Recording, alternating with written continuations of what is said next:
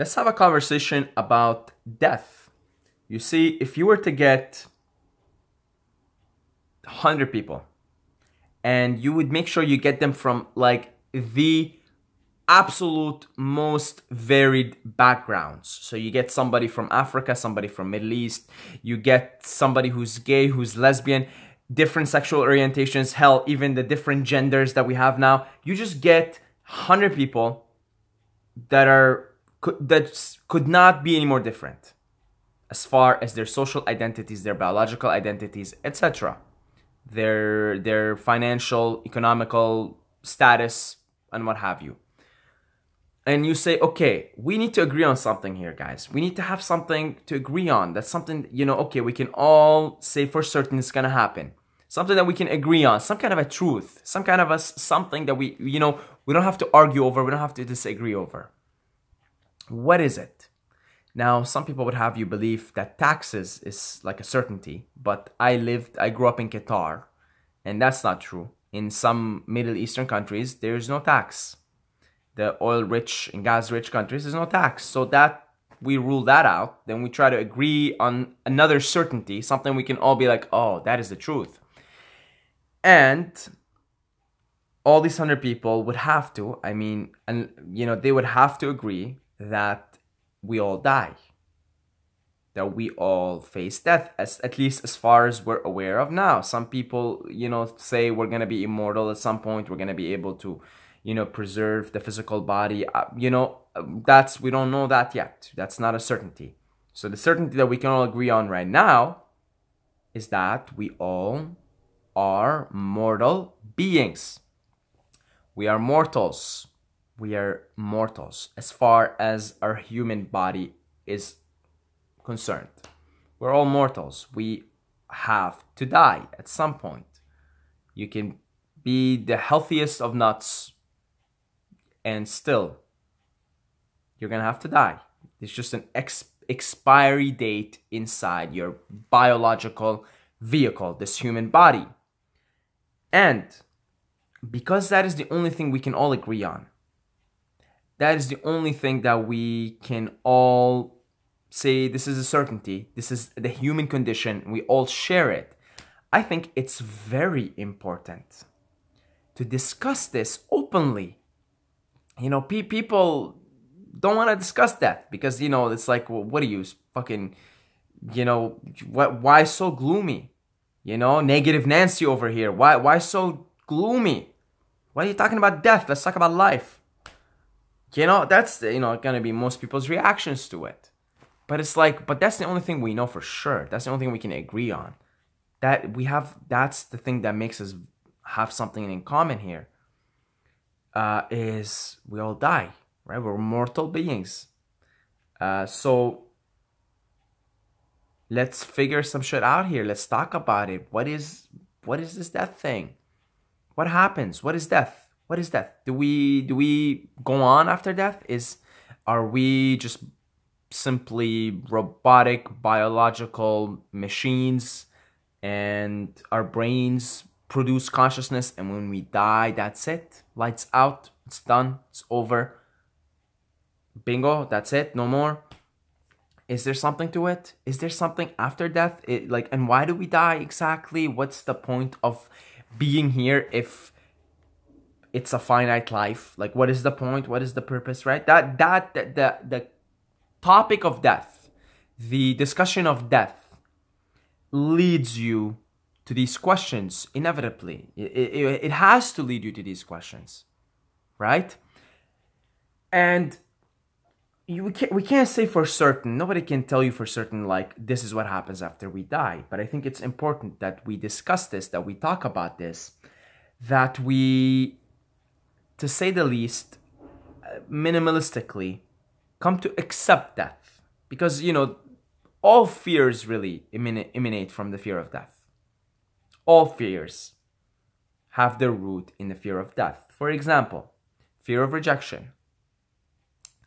You being rejected by a girl, or you being rejected by your friends or by your family. The root of it is, see, in our tribal days, the worst punishment was banishment from the tribe. And that meant your chances of surviving on your own are slim. They become minimized, let's say. It's still possible, but it's just minimized because you're in this harsh, wild nature.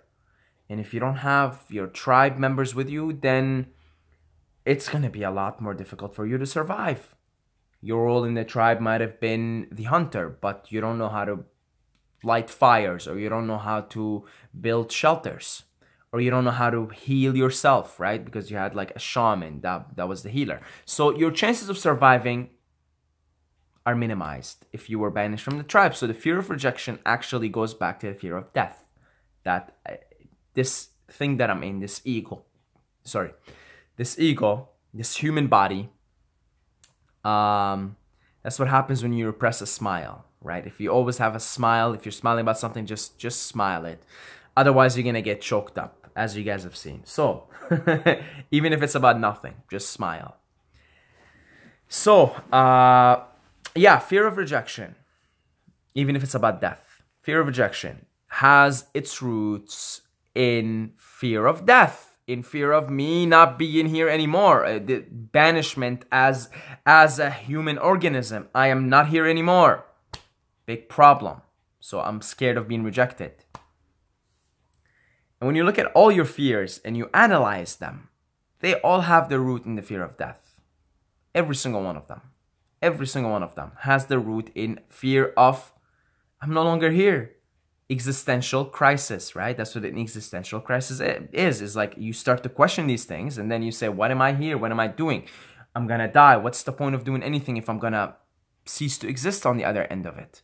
It's like, really? I'm just gonna get up and get food and hunt and shit and fuck, but all for nothing because I'm gonna die at the end of it? It's like, that's what an existential crisis is.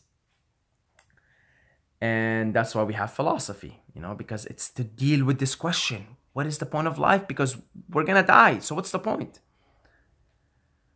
So I think, to say the least, minimalistically, even if you don't believe in anything, in fact, if you're an atheist, you believe that consciousness is generated in the brain and you die and that's it. I think, to say the least, it's best that we come to terms with our mortality, to accept death, because acceptance is really liberating. Accepting something, it's a process, right? Acceptance is a process, but I've heard it one time that love is the highest vibration, but God at its essence is all accepting, because everything within this thing that we're in is God. It's in the imagination of God. So accepting is really one of the highest vibrations that anybody can vibrate on.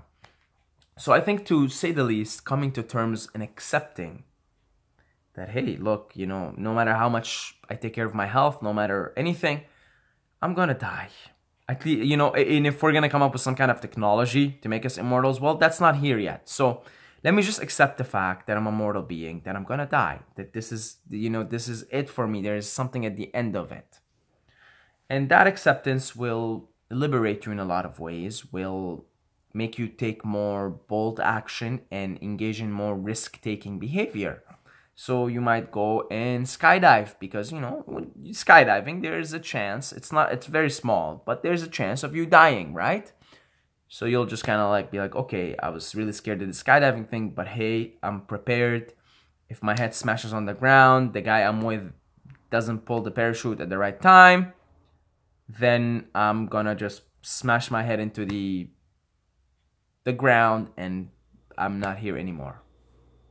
So then you'll be more likely to just engage in more risk-taking behavior and take more bold risks and bold action in life. And nature favors the bold and the courageous. Nature loves courage. So by being more courageous and more bold, paradoxically, your chances of survival increase and your chances of thriving increase as well. And all it comes because you've accepted your own mortality, your own death. Otherwise, it's just a genie in a bottle that has to come out of the bottle at some point. I mean, you have to face it at some point. You have to think about death at some point. You can either wait until you're in your 40s, and that's what a midlife crisis is. A midlife crisis is an existential crisis of holy shit, I'm getting older, my hair is turning white, like I'm not feeling as good as I used to, my dick doesn't get hard as much as I used to. You know, if you're a woman, you suddenly stop getting your period, and you know, you lose that vitality, and it's like, well, what the fuck? I'm gonna die in like 20, 30 years. First of all, what have I done with my life? Second of all, is there something more to it? Like, let me at least accept death. If I'm not gonna believe there's anything after, I'm not gonna inquire, question. Let me just accept it, and let me be okay with the present moment. So it's better to just question that as a youngster. Most of you guys watching this is a young people. Question this, question death, and accept it. That's first step. You don't have to believe in anything. You don't have to even inquire if there's anything after that. Just accept that, hey, okay, I'm mortal. I'm gonna die. And then you can also develop a very interesting attitude that every time you have a fear, you say, so what's the worst that's gonna happen? I'm gonna die? Okay. Big fucking deal. Because in your mind, you already accepted it, right? So I think that's the first step. Accepting. Doesn't matter who you are watching this or what's your affiliation, religious background, beliefs, etc. Doesn't matter. Accept it. It will really set you free and liberate you. It's a very stoic way of looking at it and a stoic way of approaching the subject. Now, we can begin, after acceptance, to inquire as to if there is something that happens after death. And I think that's where things like psychedelics and DMT come in handy. Because a very interesting thing, and I personally, this is my opinion, I think DMT and mushrooms are technology that help us see what's beyond and help us understand our place in the universe and our place in eternity. That's my personal opinion. And what's interesting is there are hundreds and thousands of accounts of people who have had near-death experiences, which doesn't require any sort of external intake of any substance. And then there are thousands of accounts of people who have smoked DMT and have had the fully immersed experience of the DMT flash. And then there are people who have experienced a major crisis in their life, a moment, something, a near-death experience. Let's take the near-death experience here, and let's take the DMT. And let's take the strong speculation that when an organism dies, the body floods itself with a lot of DMT.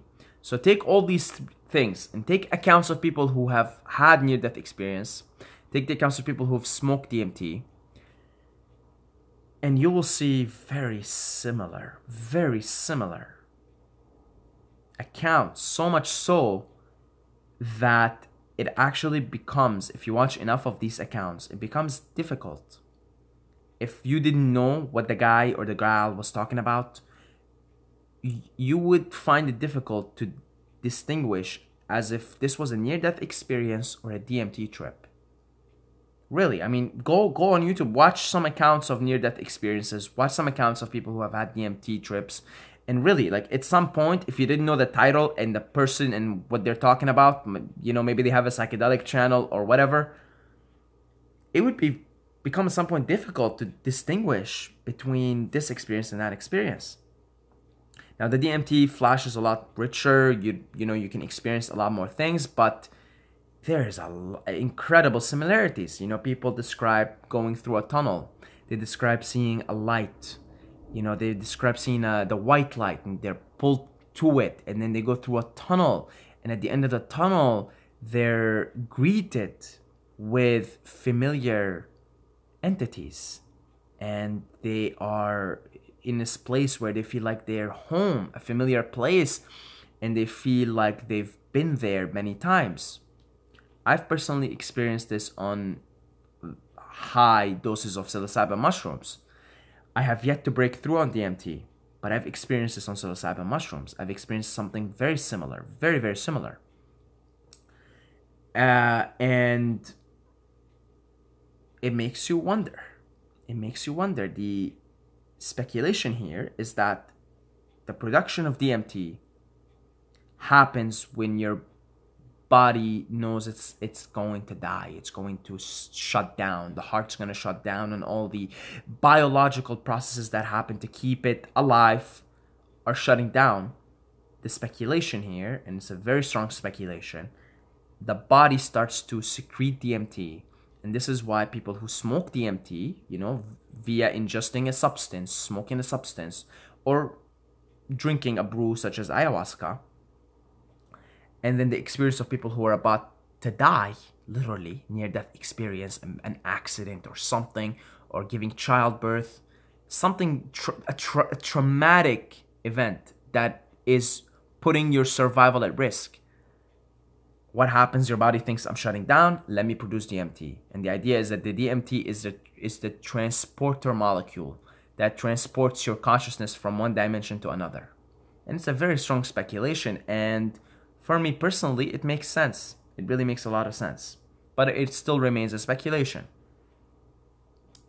And that explains why the accounts of people who have near-death experience and people who smoke DMT are very similar. So we have to really, after accepting death or immortality, I think we have to really seriously take a look at some of this technology that we have, which is DMT. That's a technology. And mushrooms. Psilocybin mushrooms and any psychoactive mushrooms. But maybe more so DMT, because it just sort of, if done correctly, takes you straight into that realm. With mushrooms, the dose has to be high and the right setting has to be there. And you probably need to do a little bit of meditation and breathing, which is what I did. So I sort of took a mushroom trip and made it more so into a DMT trip, because I was under high doses of mushrooms, and because I did meditation and the breathing, the Wim Hof breathing, which really, on its own, by the way, can secrete DMT. Just doing the breathing on its own, but you gotta go really deep into it. Very interesting stuff, because people who have also gone deep into holotropic breathing and Wim Hof breathing, which are very similar, also describe seeing the same thing, having the same experience, similar experience as near-death experiencers and as people who smoke DMT. So there definitely seems to be something there that we should look more into, right? Which is what happens after death. And I think we can, at some point, know for certain what happens if we take this and really inquire about it. And that's why I think it's important to legalize psychedelics, because they can literally, once they're legalized, we can do scientific research on it, and we can come up with some kind of proof as to what happens after death. So it's very important to talk about it and discuss it. And I really think accepting death, and I now my personal belief is, like, I've been to the afterlife. So that's just my experience. I've been to the afterlife using external substances, and I'll tell you something. I'm like, I mean it. I'm not just trying to fucking flash my ego here. I'm not really scared of death anymore. I really am not. Really, like, sure, it's a little bit. If you told me right now, like, somebody's gonna come into your house and in 5 minutes, somebody's gonna put a bullet in your head for whatever reason, first reaction would be like, holy shit, I'm dying right now in 5 minutes, like, fuck. But the deeper part in me is not really scared. The deeper part, of course I'm gonna be like a little bit, not scared, I wouldn't say scared, but shocked, like, fuck, 5 minutes, I'm out of this dimension, but exactly, because I just know I'm gonna be switching dimensions, right? So the first part of me is gonna probably be like, was I good? Was I kind to people in my life? Did I serve my life purpose? Okay, fair enough. But the deeper part of me knows, like, all right, dude, time to fucking go back to the main lobby here, take off the virtual reality goggles, and figure out if you want to come back and play the game again. Because I just, for me, that's my opinion, that's my belief, based on a lot of experiences with psychedelics, right? And I'm not so scared of death anymore. I really am not. And I talk about it frequently. And I have a smirk on my face talking about death because I just know there's an inner knowing inside of me that death is just a radical change, and it's just switching dimensions, dude. That's it. You're just switching dimensions. You're just switching dimensions. You're just going back to the main lobby, and you're gonna see if I want to come back and play this game again, or if I want to go play other games. That's, see, again, it's it's just that's the laugh. That's the cosmic giggle, if you will, the smile, because I know, like, there's an inner deeper knowing in me, right?